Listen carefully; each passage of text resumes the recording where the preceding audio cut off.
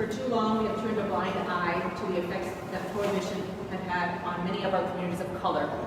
As more states continue to remove barriers to embark in this industry, Minnesota must not be left behind.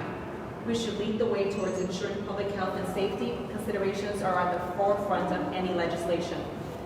We know that as more states around us legalize recreational cannabis, we are not going to be able to stop it at our borders.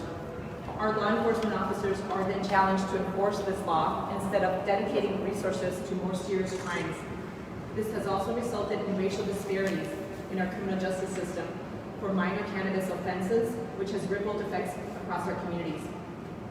The best thing we can do for both our public health and safety interests is to regulate and educate Minnesotans to the effects of the use of cannabis and create the necessary oversight and legal framework for it.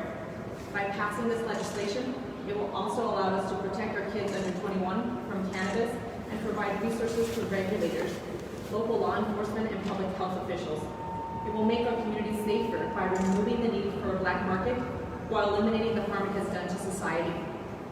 As an attorney and a mother of 2 young boys, I am keenly aware of the need to make sure this is done right. That is why I support responsibly regulating all aspects of cannabis use by considering some aspects such as prohibiting the use of sale to minors under 21, keep current law prohibiting impaired driving, upholding our Clean Indoor Air Act, protecting employer rights to keep the workplace safe, protecting landlord rights to prevent smoking on their property, establishing rules on the operation of dispensaries and zoning, developing a tracking system for seed to sale, distributing revenue to mental health services, training officers, and police health education for teens about the potential health consequences of cannabis use, and allowing for expungement of cannabis crimes from records previously convicted persons. And finally, which is a very important piece of it, is dedicating funding to communities disproportionately affected by prohibition. We have been having the same conversation for years, and every year this doesn't pass is another year that Minnesota veterans, for instance, may not get access to relief from their chronic pain because they cannot legally receive cannabis from the VA. It is another year where our law enforcement and legal system are also stretched thin by prosecuting low-level crimes of cannabis, and another year where disparities grow in our criminal justice system.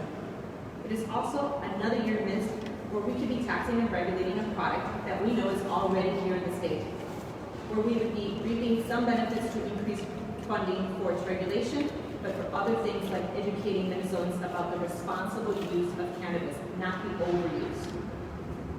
That time has passed to pass this legislation now, and we know we have Democrats supporting this in the House and the Senate, and the way that the majority of Minnesotans voters support it, and that Governor Walz indicated if he would sign a bill should it land on his desk. We're urging Republicans to recognize the significant benefits that this legislation would have in Minnesota and join us with their support. Thank you.